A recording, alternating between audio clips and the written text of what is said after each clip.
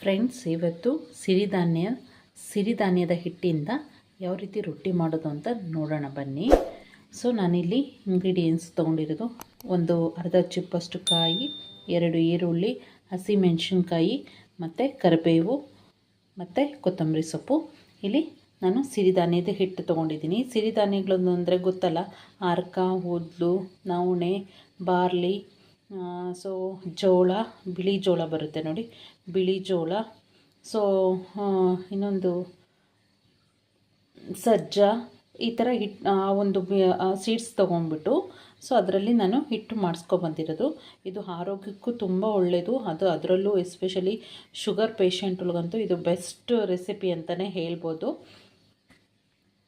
ಇಲ್ಲಿ ಮತ್ತು ಕಡಲೆಬೀಜನ ತೊಗೊಂಡಿದ್ದೀನಿ, ಒಂದು ಸ್ವಲ್ಪ ಕಡಲೆಬೀಜ. ನೀವು ಇದಕ್ಕೆ ಬೇಕಾದರೆ ಕ್ಯಾರೆಟ್ ತುರಿ ಹಾಕ್ಕೋಬೋದು, ತರಕಾರಿನೆಲ್ಲ ತುರಿದ್ಬಿಟ್ಟು ಹಾಕ್ಕೋಬೋದು.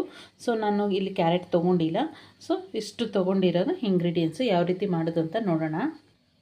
ಈಗ ಈರುಳ್ಳಿ ಹಾಕ್ಕೊಳ್ತಾ ಇದ್ದೀನಿ, ಹಸಿಮೆಣಸಿನ್ಕಾಯಿ ಹಾಕ್ಕೊಳ್ತಾ ಇದ್ದೀನಿ, ಕರಿಬೇವು, ಕೊತ್ತಂಬರಿ ಸೊಪ್ಪು, ಇಲ್ಲಿ ಕಾಯಿ ತೊಗೊಂಡಿದ್ದೀನಿ, ಅಂದರೆ ಕೊಬ್ಬರಿ ತುರಿದ್ಬಿಟ್ಟು, ಅಂದರೆ ಡ್ರೈ ಕೊಬ್ಬರಿ ಅಲ್ಲ, ಹಸಿ ಕೊಬ್ಬರಿನೇ ತೊಗೊಂಡಿರೋದು. ಇಷ್ಟು ಹಾಕ್ಕೊಂಡಿದ್ದೀನಿ. ಮತ್ತು ಕಡಲೆಬೀಜ, ಕೊನೆಯದಾಗಿ ರುಚಿಗೆ ತಕ್ಕಷ್ಟು ಉಪ್ಪು, ಸ್ವಲ್ಪ ಜೀರಿಗೆ ಹಾಕ್ಕೊಳ್ತಾ ಇದ್ದೀನಿ. ಮೊದಲು ನೀಟಾಗಿ ಈ ಥರ ಮಿಕ್ಸ್ ಮಾಡ್ಕೊಳ್ಳಿ. ಎಲ್ಲ ನೀಟಾಗಿ ಹಿಟ್ಟಿನ ಜೊತೆಗೆಲ್ಲ ಬೆರಿಬೇಕಲ್ಲ, ಅದರಿಂದ ಫಸ್ಟು ನೀರು ಹಾಕ್ಕೊಳ್ತಿದ್ದಂಗೆ ಫಸ್ಟ್ ನೀಟಾಗಿ ಈ ಥರ ಎಲ್ಲ ಬೆರೆಸ್ಕೊಳ್ಳಿ. ಸಿರಿಧಾನ್ಯದ ಹಿಟ್ಟಂತೂ ಅಂದರೆ ತುಂಬ ಆರೋಗ್ಯಕ್ಕೂ ಒಳ್ಳೆಯದು. ಸೊ ಮಕ್ಕಳಿಂದ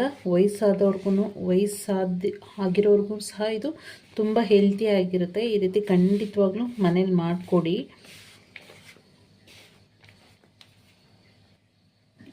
ನೆಕ್ಸ್ಟು ಒಂದು ಸ್ವಲ್ಪ ನೀರು ಹಾಕ್ಕೊಳ್ತಾ ಇದ್ದೀನಿ. ನೋಡ್ಕೊಂಡು ಹಾಕ್ಕೊಳ್ಳಿ. ನೋಡಿ, ಈ ರೀತಿ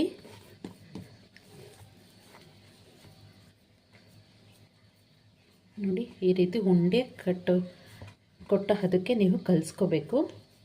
ಯಾವುದೇ ಕೈಗೆಲ್ಲ ಅಂಟ್ಕೊಳೋದಿಲ್ಲ ನೋಡಿ, ನೀಟಾಗಿ ಬರುತ್ತೆ. ಫ್ರೆಂಡ್ಸ್, ಈಗ ರೊಟ್ಟಿ ಸುಡೋಣ. ನಾನಿಲ್ಲಿ ಕವರ್ ತೊಗೊಂಡಿದ್ದೀನಿ. ಸೊ ಒಂದು ಸ್ವಲ್ಪ ಆಯಿಲ್ ಹಚ್ಕೊತಾ ಇದ್ದೀನಿ, ಅಂದರೆ ಕಚ್ಕೋಬಾರ್ದು ಅಂತ ಒಂದು ಇದಕ್ಕೆ. ಸೊ ಈ ರೀತಿ ಉಂಡೆ ಮಾಡಿ ಇಟ್ಕೊಂಡಿದ್ನಲ್ಲ, ಸೊ ಅದನ್ನು ಈಗ ನೀಟಾಗಿ ತೊಡ್ತಾ ಹೋಗಬೇಕು.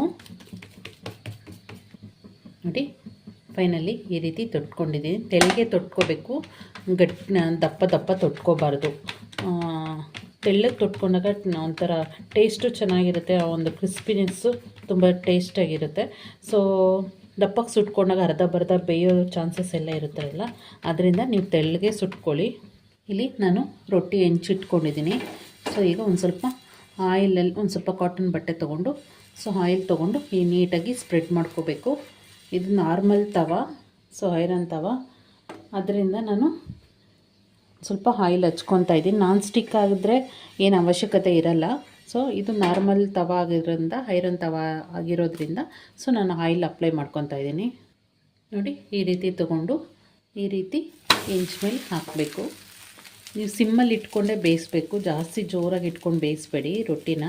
ನೋಡಿ, ಈ ರೀತಿ ಅದೇ ಪೇಪರೇ ಇದಾಗಿ ಬಿಟ್ಕೊಳ್ಳುತ್ತೆ. ಈ ರೀತಿ ಪೇಪರ್ ಎತ್ಕೊಂಡು ನೋಡಿ ಈ ರೀತಿ ಫೋಲ್ಡ್ ಮಾಡಿಬಿಟ್ಟು, ಈಗ ರೆಡಿ ಆಯಿತು ಸಿರಿಧಾನ್ಯಗಳ ರೊಟ್ಟಿ ಸೌತೆಕಾಯಿ ಚಟ್ನಿ ಜೊತೆಗೆ. ತುಂಬ ಟೇಸ್ಟಿಯಾಗಿರುತ್ತೆ. ನೀವು ಸಹ ಮನೇಲಿ ಒಮ್ಮೆ ಈ ರೀತಿ ಮಾಡ್ಕೊಂಡು ತಿನ್ಕೊಳ್ಳಿ. ಹೇಗಿರುತ್ತೆ ಅಂತ ನನಗೆ ಕಮೆಂಟ್ ಬಾಕ್ಸಲ್ಲಿ ತಿಳಿಸಿ. ಈ ಒಂದು ವಿಡಿಯೋ ಇಷ್ಟ ಆದರೆ ಪ್ಲೀಸ್ ಬೇರೆಯವ್ರಿಗೂ ಶೇರ್ ಮಾಡಿ. ಇದು ಹೆಲ್ತಿ ಆದಂಥ ಒಂದು ರೆಸಿಪಿ ಆಗಿರುತ್ತೆ. ಸೊ ಈ ಒಂದು ವಿಡಿಯೋ ಇಷ್ಟ ಆದರೆ ಒಂದು ಲೈಕ್ ಮಾಡೋದನ್ನ ಮರಿಬೇಡಿ. ಮತ್ತೊಂದು ವಿಡಿಯೋದೊಂದಿಗೆ ಸಿಗ್ತೀನಿ. ಬಾಯ್.